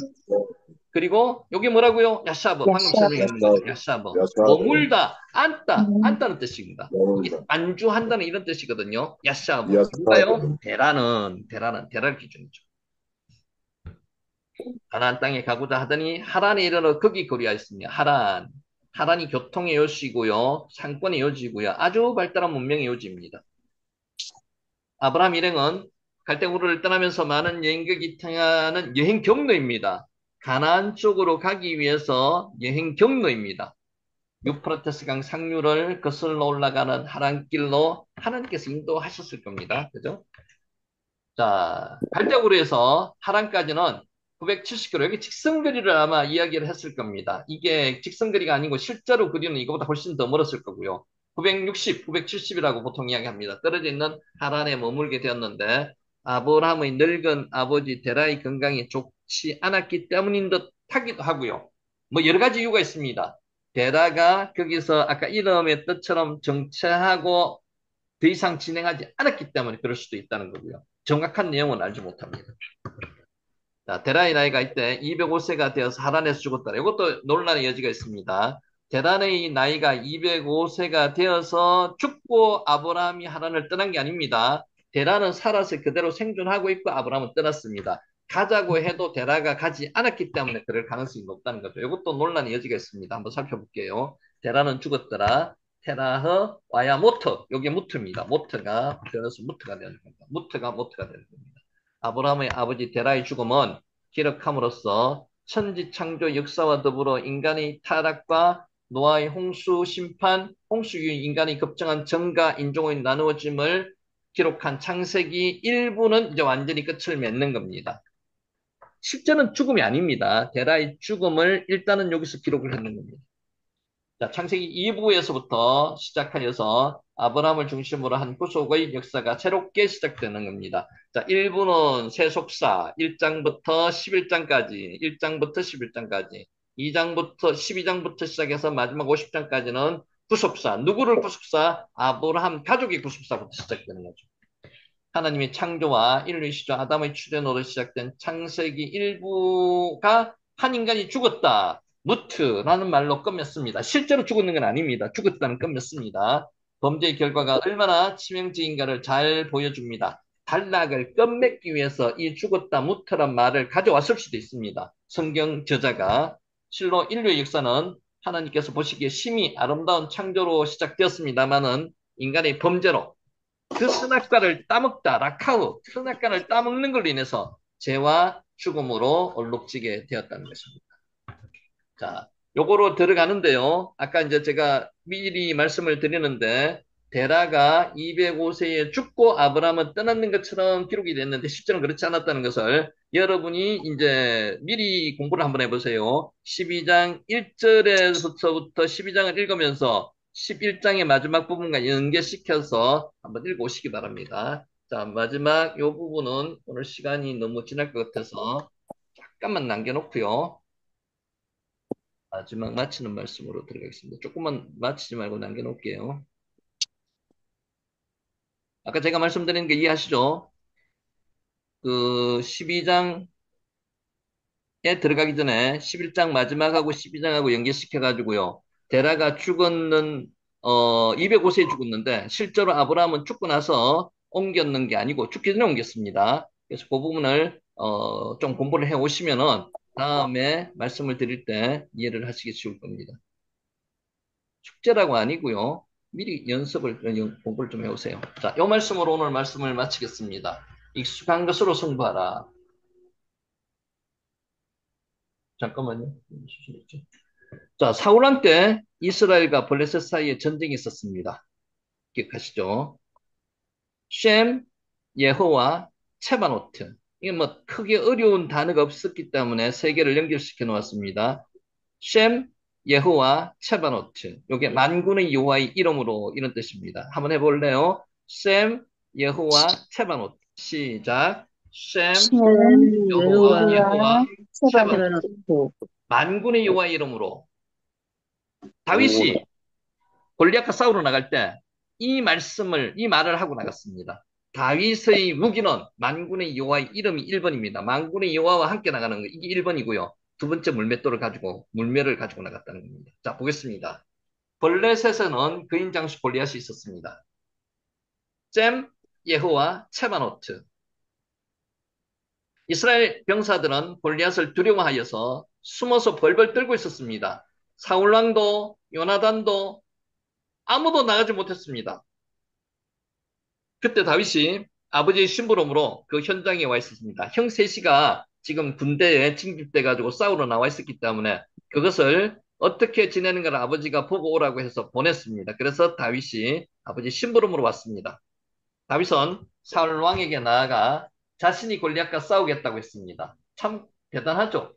어떻게 어린 아이가 17세 미만이었을 것입니다. 군대 안 갔을 거 보니까 그런 아이가 나와서 키도 작고 조그만한 아이가 골리앗과 싸우겠다고 이야기하는 겁니다. 그러자 사울 왕은 다윗이 이 골리앗의 상대가 되지 않음을 알고 만류했습니다. 셈, 예후와 체바노트. 사실 객관적으로 다윗은 골리앗의 적수가 될 수 없었습니다. 이게 정말로 적수가 될 수 없는 거죠. 계단으로 바위 기치기입니다. 당시 다윗은 소년이었고 골리앗의 키는 2m 90, 거의 3m 육박했을 겁니다. 3m 정도, 다윗은 한 150 정도, 그러면은 배 정도 되는 키였을 겁니다. 싸움은 키가 크다고 반드시 이기는 것은 아닙니다. 맞죠? 그렇지만은 상대에게 주눅이 들죠. 위협 당합니다. 키가 작아도 싸움을 잘하는 사람이 있습니다. 그러나 골리앗은 키만 큰 것이 아니라 전쟁터에서 잔뼈가 부들굵은 장수였습니다. 이에 반해서 다윗은 전쟁 경험이 전혀 없는 목동입니다. 목동은 양치기입니다. 양치기. 양치기는 이스라엘 민족에게도 좋은 직업이 아니었습니다. 천한 직업이었습니다. 셈, 여호와, 체마노트, 여호와의 만군의 여호와 이름으로 나간다는 여호와 것입니다. 근데 다윗은 싸우겠다는 의지를 굽히지 여호와 않았습니다. 그러자 사울 왕은 자기 군복을 다윗에게 입혔습니다. 셈, 여호와, 체바노트 한번 해보세요. 셈, 여호와, 여호와, 체바노트. 세바노트. 셈, 여호와, 체바노트. 셈, 여호와, 세바노트. 좋습니다. 여호와 노트구를 그의 머리에 씌웠습니다. 또 갑옷을 입혀주었습니다. 우리가 잘 알고 있는 내용입니다. 시험적으로 걸어보다가 사울 왕에게 말했습니다. 익숙하지 못하니 이것을 입고 가지 못하겠나이다. 여러분 이거 잘 판단해 보셔야 됩니다. 잘 생각해 보셔야 됩니다. 여러분이 익숙하지 못한 것으로 가서 뭔가를 새롭게 승부를 내겠다고 생각은 하지 않으시는 게 좋을 것 같습니다. 그래서 이걸 말씀드리기 위해서 지금 말씀드리는 겁니다. 그리고는 사울의 무장을 다 벗기고는요. 손에 막대기를 가지고 시내에서 매끄러운 돌 5개를 골라서 목자의 제구 곧 주머니에 넣고 돌 5개까지 갔습니다. 손에 물매를 가지고 블레셋 사람에게로 나아갔습니다. 여러분 같으면 이때 안 떨리겠습니까? 목숨이 왔다 갔다 하는데 내가 저 사람을 골리앗을 죽이지 못하면 내가 죽습니다. 떨리겠죠. 그러나 떨지 않고 나갔다는 겁니다. 왜? 셈, 여호와, 체바노트. 이게 믿음입니다. 셈, 여호와, 체바노트. 물매는 작은 돌을 끈에 맨 후에 끈의 양 끝을 잡고 휘두르다가 한쪽 끝을 놓아서 돌을 멀리 던지는 팔매입니다. 아무도 승리를 기대하지 않았습니다. 승리를 기대했겠습니까? 물매는요, 양칠 때 이리 쫓고 곰 쫓고 하는 그런 도구입니다. 그런데 예상을 뒤엎는 일이 일어났습니다. 셈, 예허와 체바노트. 소년 목동 다윗이 골리앗 장군을 쓰러뜨리고 그의 목을 베었습니다. 있을 수 있는 일이 아닙니다. 혼자는 도저히 할 수가 없는 일입니다. 도무지 상대가 안 되는 싸움에서 약자가 강자를 이긴 것입니다. 아무도 예상을 하지 못했습니다.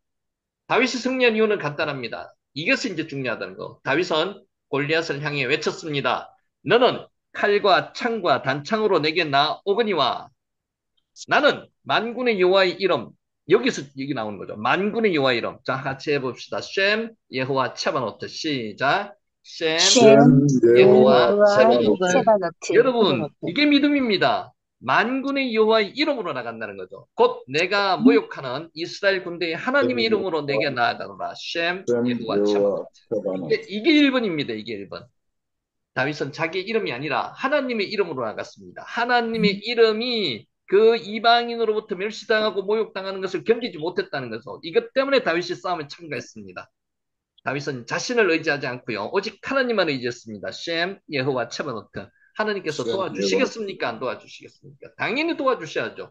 다윗은 이것을 알았습니다. 하나님께서 함께 하신다는 것을 알았습니다. 셈, 예호와 체바노트. 다윗이 하나님을 의지하고 하나님의 이름으로 나아갔기 때문에 하나님이 이기게 해주셨습니다. 자기가 이긴 게 아닙니다. 하나님이 이기게 해주셨습니다. 다윗은 이걸 알고 있습니다. 지가 이겼다는 게 아니에요. 하나님이 이기게 해주시는 걸 알고 있습니다. 그런데 성경은 이 근본적인 이유 외에 또 하나 중요한 이유 한 가지를 보여주고 있습니다. 이것은 인간적인 면이라고 볼 수도 있지만 오늘 여기서 말하는 것은 가장 근본적인 이유는 셈, 여호와 체바노트고요. 두 번째는요. 다윗이 최고의 무장이었던 사울왕의 군복과 노투구와 갑옷 대신에 자신의 무기를 가지고 나갔다는 거죠. 자신의 무기가 뭡니까? 자신의 무기는 익숙한 막대기와 물매와 매끄러운 돌 5개였습니다. 칼 가지고 안 나갔습니다. 막대기와 물매와 매끄러운 돌 5개였습니다. 다윗의 무기는 손에 익숙한 막대기와 물매와 매끄러운 돌 5개였습니다. 정신적인 무장은 뭐라고 했습니까? 셈, 예호와 체바노트. 하나님이 나와 함께 하신다는 거죠. 하나님의 만군의 여호와의 이름으로 만군의 여호와의 이름으로 나갔고요. 두 번째는 나한테 가장 익숙하게 된 그 무기를 가지고 나갔다는 겁니다. 그게 막대기와 물매와 매끄러운 돌 5개였습니다. 다윗이 사자나 곰을 사냥할 때 상대할 때 사용했던 도구입니다. 다윗이 막대기와 물매를 들고 골리앗과 싸우겠다고 나서자 골리앗이 그것을 우습게 생각하고요. 내가 나를 괴로워하느냐라고 말했습니다. 다윗에게 막대기와 물매보다 더 강력하고 적합한 무기는 없었습니다. 누구에게요? 다윗에게. 그래서 여러분에게 가장 중요한 무기가 뭔가를 한번 생각해 보시다는 거죠. 그 이유는 다윗이 양을 볼 때에 그것으로 사자와 곰을 물리쳤기 때문입니다. 다윗은 물맷돌을 던지는데 자신이 있었습니다. 최고의 전문가였습니다. 여러분이 가장 잘할 수 있는 게 무엇인지 있습니다. 여러분께서 하나님이 주신 달란트가 있습니다. 그것을 가지고 셈, 여호와, 체바노트 하나님의 이름으로 나가시기 바랍니다. 다윗의 이야기는 오늘 우리에게 가장 중요한 교훈을 줍니다. 교훈은 우리도 성공하기 위해서는 자신에게 가장 익숙한 무기를 사용할 줄 알아야 한다는 겁니다. 여러분, 이제 하나님의 일을 하기 위해서 우리가 뭔가를 해야 됩니다. 근데 남이 잘 되는 거 보니까 저것도 되고 이것도 되니까 나도 따라한다 이렇게 생각하지 마시고요. 내가 가장 잘할 수 있는 것을 기도하고 셈 예호와 체마노트 여호와 만군의 여호와 이름으로 나가시면 분명히 성공하십니다. 네. 가장 익숙한 무기는 뭘까요? 여러분이 제일 잘하고 있습니다. 제가 제일 잘하고 있습니다. 내가 제일 잘하는 거는. 근데 그 익숙하지 못한 것을 내한테 끼워 맞추려 그러다 보면 시간 허비한다는 겁니다. 그것은 각자 가지고 있는 장점입니다. 그게 뭘까요? 군뱅이도 구르는 재주가 있다는 말대로 사람은 누구나 나름대로 잘하는 게 있습니다. 다 있습니다. 다 있습니다. 그것을 잘 활용하시면요. 하나님께서 크게 들어 쓰신다는 거죠. 셈, 여호와 체바노트 이름으로 그것을 장착해 나가시기 바랍니다. 그것은 더 개발하여 사용할 때 성공자가 될 수 있습니다. 그런데 안타깝게도 많은 사람이 자신이 무엇을 가장 잘하는지 모릅니다. 남이 이것을 하는 걸 보니까 이것도 따라하고 싶고 저것도 따라하고 싶고 그러다 보면 내게 없습니다. 그래서는 안 된다는 거죠. 익숙한 자신의 것을 놔둔 채 이것저것 손을 대다가 세상을 다 버리고 인생이 실패합니다. 사회생활도 마찬가지입니다. 남 따라가다가 실패합니다. 인문학 교육이 그렇습니다. 획일적으로 가르칩니다. 그거 아닙니다. 자기가 가장 잘하는 게 있습니다. 그것을 하라는 거죠. 하나님의 이름으로 셈 여호와 차바노트 만군의 여호와의 이름을 먼저 가지고 그것을 장착하시라는 겁니다. 이런 이야기가 있습니다. 우아지만 한번 들어보시기 바랍니다. 한 무리 동물들이 더 나은 행복을 위해서 학교를 시작하기로 했습니다. 교과 과정에는 수영, 달리기, 기어오르기, 날기 등의 과목이 설치되어 있었습니다. 동물들은 각기 자기 특기는 미루어 놓고 자기가 잘하는 걸 미루어 놓고요. 부족한 과목을 선택했습니다. 그래서 오리는 수영을 잘하죠. 오리는 달리기를 했습니다. 토끼는 날기를 선택했고요. 다람쥐는 수영을 선택했고요. 독수리는 기어오르는 것, 자기가 잘 못하는 것을 선택해서 훈련을 열심히 했습니다. 얼마 안 돼서 자기들이 노력이 헛수고일 뿐만 아니라 자기들의 특기를 오래 사용하지 않아서 자기 특기가 크게 손상되고 그것까지 이제 못하게 되었다는 거죠. 후회하게 되었다는 겁니다. 할 수 없는 일을 하려고 고생하며 스트레스를 받을 필요가 없습니다. 할 수 없는 일을 하려고 하면요. 여러분, 몸도 고생을 하고요. 스트레스 받습니다. 하기 어렵습니다. 내가 할 수 없는 일은 하나님께서 다른 사람을 통해서 하실 것입니다. 맞죠? 내가 할 수 있는 일을 하나님께서 시키실 겁니다. 세계적인 경영학의 피터 드러커는 이런 말을 했습니다. 자신의 강점에 집중하는 것이 성공의 비결이다. 여러분, 지금 늦지 않았습니다. 지금이 가장 최적입니다. 그래서 지금 최적의 시기에 하나님께서는 기회를 주셨습니다. 하나님의 사명을 감당할 기회를 주셨는데 강점을 찾아야 됩니다. 우리는 자신이 잘할 수 있는 것에 더 집중해야 됩니다. 오늘 이 말씀을 제가 선택한 이유가 있습니다. 아니요, 하나님께서 이 말씀을 전하라고 하신 이유가 있습니다. 여러분께서 시간이 많지 않은데 다른 것을 허비하실 시간이 없습니다. 이제 집중해야 됩니다. 첫 번째 뭐라고요? 셈 여호와 차바노터 만군의 여호와의 이름으로. 두 번째, 여러분이 가장 잘할 수 있는 것을 장착하십시오. 그러면 하나님께서 여러분을 들어서 그 방면에 최고로 쓰실 것임을 믿습니다. 아멘. 아멘. 함께 아멘. 기도하겠습니다. 쌤, 잠깐만요. 영화, 이거 세바, 저기 어트. 예, 잠깐만요. 잠깐만 끄고 하겠습니다.